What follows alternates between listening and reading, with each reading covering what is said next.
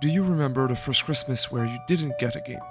When the wrapped paper hid a set of kitchen tools instead of the latest Call of Duty entry that your grandma bought because the guy at GameStop told her it was every little boy's dream. For me, that gift was a razor, as if Santa was trying to prove a point. Childhood is over. Now, it's serious stuff. No more aimless driving around in GTA San Andreas, no more grinding for legendary weapons in Final Fantasy X, no more MF runs in Diablo 2, and no more getting angry at my teammates in the OG Dota because I lacked self-awareness. The simple beauty of innocence ended. I would play less for a couple of years, until my roommate bought a PS4 that came with the latest Fallout. I sat down with my girlfriend at the time during our Christmas break and we played for about 90 hours of it in 1 week. When we moved in together, the first thing I did was to buy our own console, and so games became part of my everyday again. But gaming changed. The more I played, the less it felt like it used to as a kid. The simplicity of the thrill, the ease of immersion, the unencumbered joy of it wasn't the same. Were games getting worse?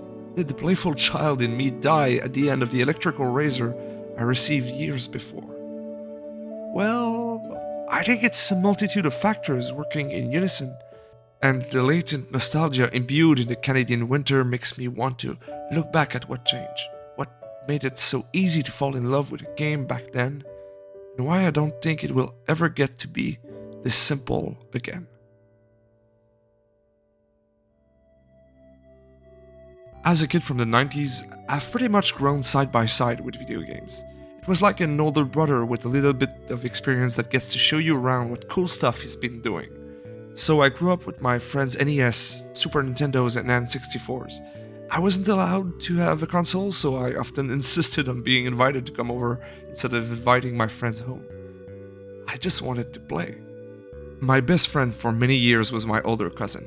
He was a geek among geeks. He introduced me to every single cult classic at a time where they were just some new games.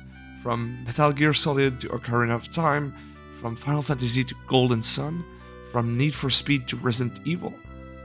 These amazing games only existed in the carefree weekends I spent at his house.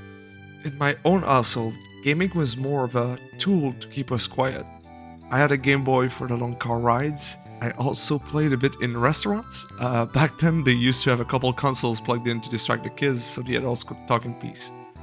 So in my home, gaming was either a tool or a transaction. It wasn't celebrated as an art form. So every moment I had with a controller in my hand was a gift. And every single one of them was a new experience. I actually mean totally new. In the 90s and early 2000s, a lot of these games were not necessarily iterations on a genre. They were the actual birth of the genre. Or they were such a big step forward from their predecessor that they felt new. And that feeling, the zeitgeist of being there for the genesis of an art form, is probably never gonna happen again in gaming. It was an effervescent era that is profoundly tied to many childhoods.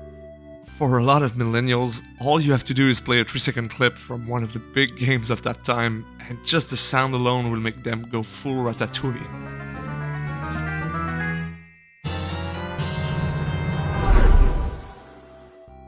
But by the very nature of this genesis, it couldn't last.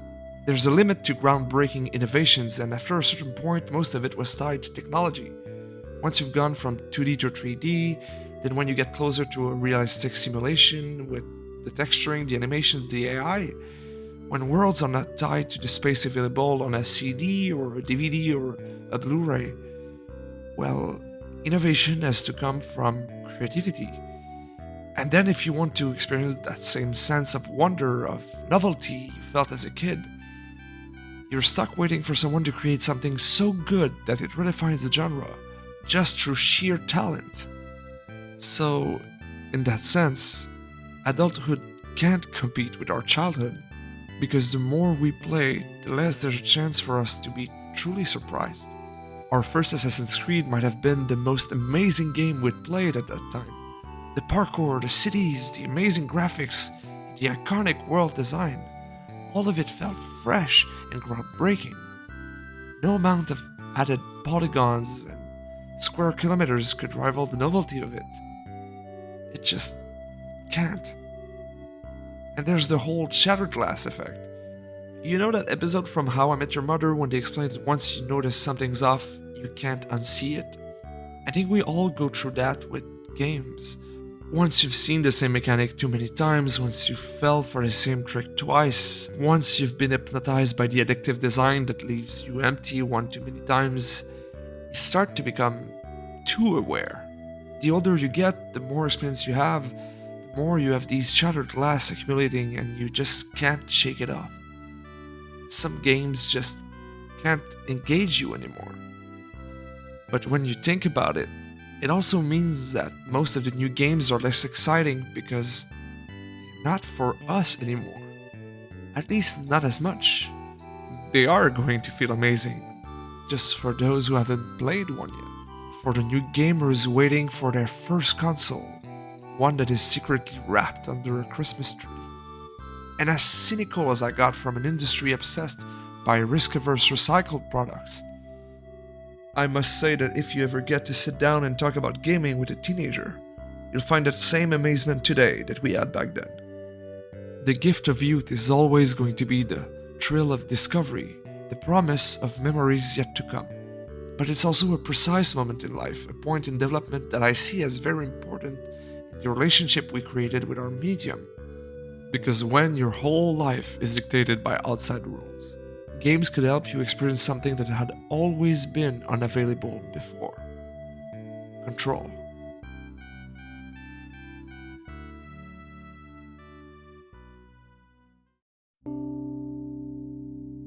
Do you remember how little control you had over your own life when you were a teen?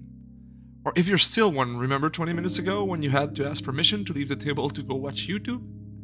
Remember shouting, "I can't pause an online game!" in a desperate attempt at closing a generational gap? Youth is often about powerlessness. But when you sit down to play a game, you are in control. The rules of these worlds are not constraints, they are challenges created to be overcome. And I think it's why there's a charm to the power fantasies we were sold through video games. Kratos rampaging the whole Greek world, Master Chief marching towards armies of aliens, shouting trolls off of mountaintops in Skyrim. Having access to a place where nothing could stop you was probably a bit cathartic when your whole life was decided by adults. Adults with their own values and views that may not even care about what you want. RPGs felt like they care about what you wanted. The choices presented, as shallow or illusionary as they might be, were ways for you to feel like you had an impact. You could change something. I remember playing Fable for the first time, allured at the idea of being evil. Sure, in retrospect, it's a bit cartoony and unrefined, but who cared back then? Any opportunity to express yourself and be listened to, even by a video game, mattered. For once, you were the one deciding. And sometimes, in households with rules limiting the amount of time you could play, just booting up your PS2 in the dark while the rest of the family was sound asleep could be an act of defiance. These were beautiful and inconsequential rebellions that I cherish deeply, and that don't really exist as an adult. It's not about rules anymore, it's about obligations. No one is deciding for us. It's rent or mortgages, it's groceries and utilities. It's what we have to do, not what we are told to do, that takes a part of our freedom away. And games tend to be a powerful escape. It's just that the chains aren't the same in adulthood and childhood. As an adult, games make you forget. As a kid, they make you dream. Games tap into that great notion of potential, making you feel a condensed version of personal growth, sometimes in terms of narrative to story-driven games, and sometimes in terms of affirmation of your skills as an individual, like in esports. When I was young, Dota, the OG one, which was a modded map for Warcraft 3, was the big thing. Since then, many others have taken its place as the ultimate recipients of young man's toxicity. Because when competition is involved, ego is involved. And when you're young, and nothing in your life makes you feel like you matter, the temptation of stapling your self-worth to your performance and League of Legends or Fortnite is amplified by 1000%. Because the objectivity of a score is sometimes the only respite you get from the constant dismissal you live as a teenager. You won and no one can take that away from you. Or you lost and it's because your teammates are bad, or the others cheat, or you got distracted by an incredibly clever "your mom has fat" joke. On some lobbies, you'd swear the whole team is George Carlin. Games were a space of affirmation, a counterpoint to the powerlessness of youth. I won't say that it doesn't exist as an adult, but there's a difference. Youth sees potential as a promise. Adults see it as something that passed. As an adult, when I play amazing games, I catch myself thinking I wished I could have worked on them. And I say that as someone who worked in the industry. But in user research, you don't create, you support. When I was a kid, I dreamed of making games. I could see a possible future. Later in life, you are just in that future. And it's never exactly what you imagined it to be. And so, games can't mean the same thing. They are not embellished by innocence anymore.